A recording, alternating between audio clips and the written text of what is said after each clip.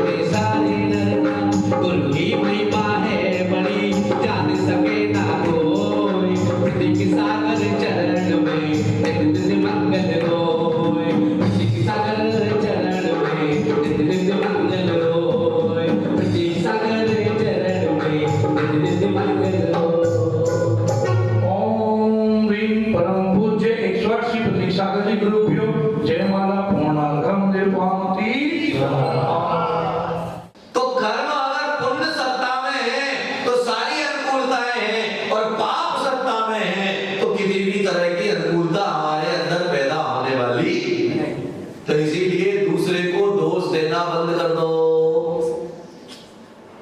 दूसरे को भला बुरा कहना बंद कर दो कि भैया जो कुछ हो रहा है उसकी वजह से हो रहा है। नहीं भाई, वह तो केवल एक निमित्त है, लेकिन करता तो तुम्हारा कर्म है।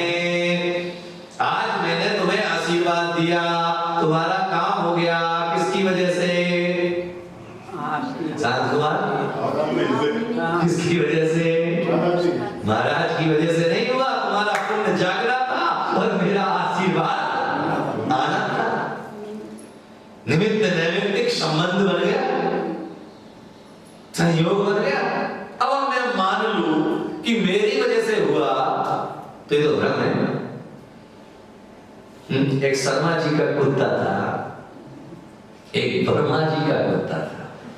किसका?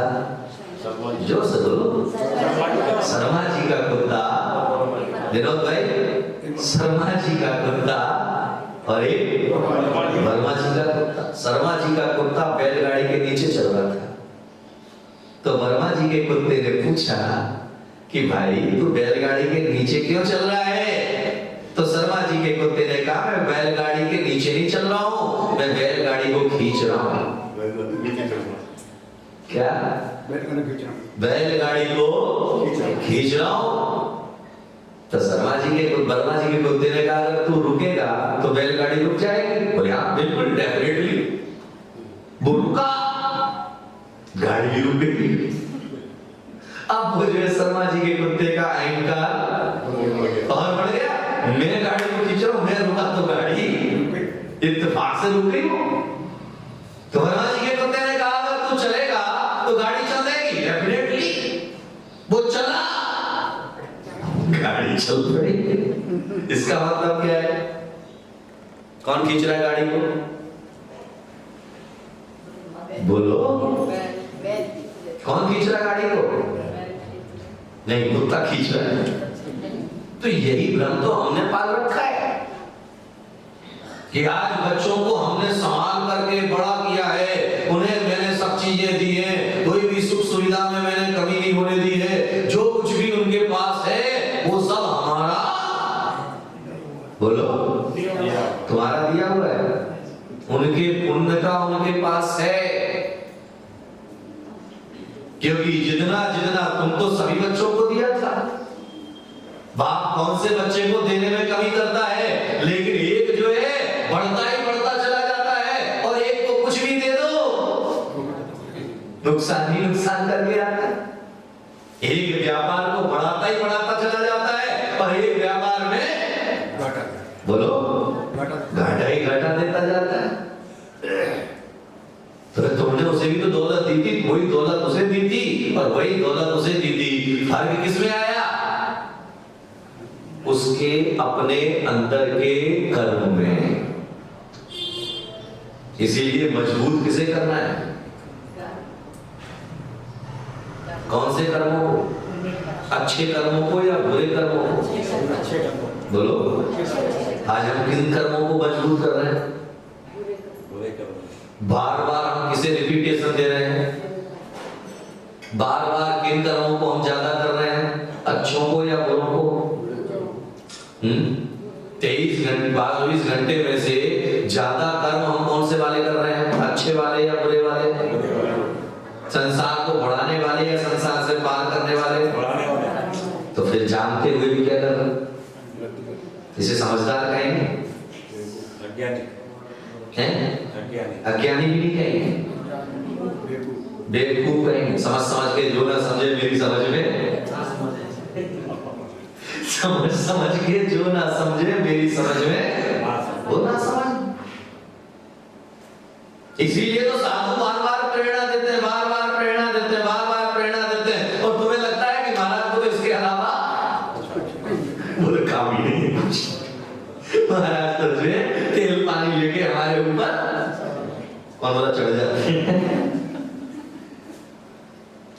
वो है तो सिर्फ तुम्हारे अंदर के उस पुरुषार्थ को जगाने की कोशिश कर रहे हैं। मिट्टी जो तुम्हारे ऊपर पड़ी हुई है, हवा चला करके उस मिट्टी को उड़ाने की कोशिश कर रहे हैं। और जिस दिन आत्मा के ऊपर से वह मिट्टी उड़ जाएगी, उसी दिन तुम्हारे जीवन में आनंद बरसना प्रारंभ हो जाएगा। उसी दिन तुम्हारी जिंदगी में खुशियां आना प्रारंभ हो जाएगा। उसी दिन तुम्हारे कष्टों का अंत होना प्रारंभ हो जाएगा। तो याद में रखना, अंत तुम्हारे कष्टों का कौन करेगा? भाई मैं तो जामवंत हूं। क्या हूं? जामवंत ने क्या किया? हनुमान जी को जाकर के कहा कि तुम्हारे अंदर इतनी ताकत है। जगाया किसने शक्ति को? तो शक्ति थी तभी तो जागी, और शक्ति नहीं होती तो जामवंत क्या कर लेता?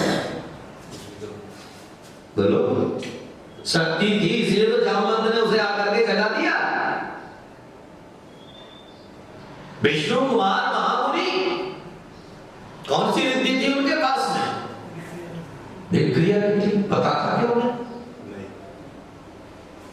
लेकिन पुष्पदंत क्षुल्लक ने आकर के उन्हें एहसास कराया कि प्रभु तुम्हारे पास ऐसी रिद्धि है कि जो अकंपनाचार्य आदि 700 मुनियों के ऊपर उपसर्ग आया है उसे तुम मिटा सकते हो।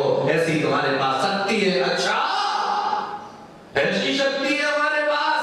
हाथ फैलाया तो बढ़ता ही बढ़ता चला गया।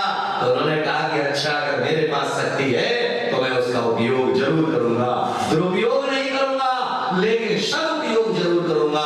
तो तुम्हारे पास में जो शक्ति है, उस शक्ति का सदुपयोग है या दुरुपयोग है?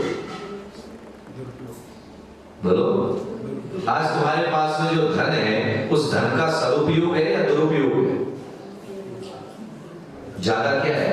दुरुपयोग। तुम्हारे पास में शरीर की जो ताकत है, उस शरीर की ताकत का सदुपयोग है या दुरुपयोग है? किसमें लगा है? जो तुम्हें रूप मिला है, उस रूप का सदुपयोग है या दुरुपयोग है? रूप को क्या कर रहे हैं?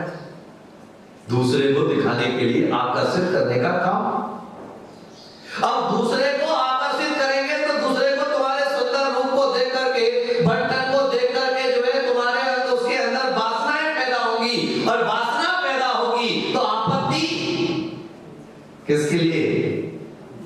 इसीलिए कहा गया, मंदिर में आओ, जिनालय में आओ, ज्यादा तड़क भड़क वाले वस्त्र पहन करके नहीं आओ, क्योंकि गीत राग मुद्रा के सामने आए हैं तो वहां अपने वैभव का प्रदर्शन करने के लिए नहीं, अपितु अपनी आत्मा का आत्मदर्शन करने के लिए आए हैं। वहां दिखाने के लिए नहीं आए हैं, वहां अपने आप को, बोलो, किसको देखने के लिए? अपने आप को देखने के लिए आए, दूसरे को दिखाने के लिए। और नॉर्मली तौर पर हमारी जितनी भी क्रियाएं हैं वह किसके लिए? जो भी हम कर रहे हैं वह किसके लिए? अपने लिए या दूसरों के लिए? क्योंकि दूसरा नोटिस करे तो काम करने में मजा है। तो अगर कोई नोटिस ही नहीं कर रहा हमारे काम को, तो उस काम को करने का फायदा क्या है? महिलाओं से ईमानदारी से पूछना, जिस दिन नई साड़ी पहन कर गया उस दिन पल्लू सर से कितनी बार गिरे। पर ये पुरुष लोग जो है नई सोने की चेन पहन के हैं, उस दिन कितनी बार हो जाएंगे? अब तो वो तो मजबूरी है, तो मजबूरी है। लेकिन जिस दिन पहन करके आते हैं उस दिन क्या चलता है, बीच में आ जाया करो, किनारे में नहीं, किनारे में डूब जाते हैं। इसीलिए जीवन के विज्ञान को समझ करके जियो कि जिंदगी में हमें क्या चाहिए, तो वह चाहने के लिए से अकेला नहीं मिलेगा, वह करने से मिलेगा। दूसरे को दिखाने का जो भाव है वह शक्ति और रूप का दुरुपयोग है, और स्वयं को निखारने का जो भाव है वह आत्म कल्याण की तरफ ले जाने वाला भाव है। आपके पास में शरीर में ताकत है तो क्या करना, पैर से किसी को फंसा करके गिराना, क्या करना, क्या बोलते हैं उसको, टांगड़ी मारना। अगर आपके पास में अगर शक्ति है तो क्या मारना, ये सदुपयोग है ताकत का, दुरुपयोग है। लेकिन अगर आपके पास में ताकत है तो चल करके अपने पैरों से चल करके सिद्ध क्षेत्र अतिशय क्षेत्र की वंदना करना, ये शक्ति का दुरुपयोग है या सदुपयोग? बोलो, सदुपयोग। शरीर की ताकत है टॉकी जाना, दुरुपयोग है या सदुपयोग है? कैसे का बोलो, मनोरंजन, मनोरंजन है केवल। मनोरंजन के बाद आगे चल करके उसका कोई परिणाम, 3 घंटे आप पिक्चर में बैठे देखने के लिए, 3 घंटे तक आपने देखने के बाद वह आपके जीवन में क्या आएगा? लेकिन अगर 3 घंटे भगवान के चरणों में बैठे, यहां पर पूजा की, यहां पर स्तुति की, यहां पर मंत्र जाप किया, यहां पर नाम जाप किया, तो वह 3 घंटे जो तुमने बिताए हैं वह तुम्हारा सुमरण कराने में काफी बन जाएंगे। तुम्हारी जिंदगी की आत्म सिद्धि को प्राप्ति का रास्ता बन जाएगा। चुनाव था, क्या था, क्या था मनोज भाई, क्या था? चुनाव था। दुकान छोड़ दी, परिवार छोड़ दिया, रात को 1 बजे तक चुनाव प्रचार में लगे रहे नेताजी के साथ में, गले में क्या डाल के, पट्टा, गले में क्या डाल के, गले में पट्टा किसके होता है? गले में पट्टा किसके होता है? अरे बाबूजी बोलो, तो अपन किसके कुत्ते बन गए उस समय? नेताजी के कुत्ते, और नेताजी जब भी काटेंगे। इसीलिए कहा गया, एक नेता को एक कुत्ते ने काटा, गांव के सारे कुत्तों ने मिलकर के उस कुत्ते को खूब डांटा। एक नेताजी को एक कुत्ते ने काटा, गांव के सारे कुत्तों ने मिलकर के उस कुत्ते को खूब डांटा। ओए, तू शताब्दियों की कहावत को बांटता है, कोई अपनी बिरादर को भी काटता है। ओए, तू शताब्दियों की कहावत को बांटता है, कोई अपनी बिरादर को भी काटता है। बूढ़े कुत्ते की बात सुनकर छोटे कुत्ते ने कहा, दादा तू उम्र में बड़ा, अकल से नादान है। अरे नेता को कुत्ता कहना कुत्ते का अपमान है। क्योंकि कुत्ता जो है जिस मालिक का खाता है, क्या करता है? बोलो, जैसे ही मालिक घर में एंट्री करता है तो क्या करता है? दौड़ के आता है गेट पर। बोलो, आकर के क्या करता है? हाँ, क्या चाहता है? पैर सीधा चरणों में पड़ता है तुम्हारे। बोलो, लेकिन नेताजी कहां पड़ेंगे? जिस बेटे के लिए तुमने इतनी दौड़ धूप की है वो कहां पड़ेगा?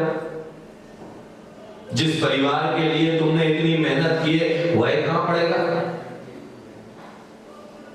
बोलो, वह झंडा उठा करके हम जो राजनीति का चले हैं, उससे तो तुम्हें कुछ मिले या ना मिले, समय का तुमने दुरुपयोग ही किया है, लेकिन धर्म का झंडा उठा करके चलोगे तो जीवन का उद्धार ही होगा और दूसरा कुछ नहीं होगा। पकड़े वो झंडा, लिख तो दे 108 झंडे, अब 108 झंडे उठा के चलेगा कौन? हमें तो चलना है पी। जहाँ कैमरा मैन दिखा, अरे भैया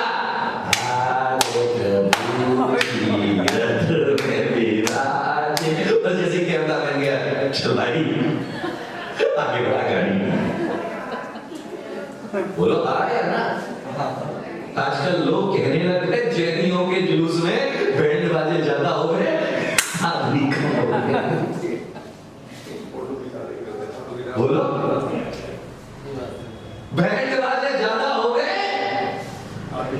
और आदमी, लेकिन दूसरे समाजों में जब जुलूस निकलते हैं तो उनमें बैंड बाजे भी होते हैं और उनकी श्रद्धा भी झलकती हुई वहां दिखाई देती है। शोभा कैसे? बैंड बाजों से? तुम्हारे जो पैदल चल रहे हो उससे शोभा है? तुम जो जयकारा लगाते हुए चल रहे हो उससे शोभा है? जो झंडा लेकर के चल रहे हो उससे लेने वाली शोभा है? याद में रखना, देश की आजादी के लिए देश के तिरंगे को उठाकर चलना, देश का गौरव बढ़ाना है और धर्म का झंडा उठा करके चलना, ये धर्मात्मा का स्वभाव गौरव दिखाना है। झंडा दिखा पकड़ के चलने में शर्म नहीं आना चाहिए। कई बार मैं विहार करता हूं, जो पहली बार झंडा पकड़ लेता है लास्ट तक उससे कोई पूछता नहीं कि तू झंडा दे दे मेरे को। पकड़े रे भाई, लगा रहे। बोलो हाँ या ना? जो कमांडर। इस कार्यक्रम के आज के पुण्यार्जक परिवार हैं श्री विनोद जैन, सुधा जैन, गौरव जैन, पूजा जैन, प्रभव जैन, पूर्वी जैन, J46 शास्त्री नगर मेरठ। कार्यक्रम प्रस्तुति दिगंबर जैन जागरण युवा संघ रजिस्टर्ड मुंबई, केंद्रीय कार्यालय 305 रानी सती मार्ग मलाड ईस्ट मुंबई 97। अपने परिवार की ओर से मुनिश्री के कार्यक्रम का प्रसारण के लिए संपर्क करें 9065330031।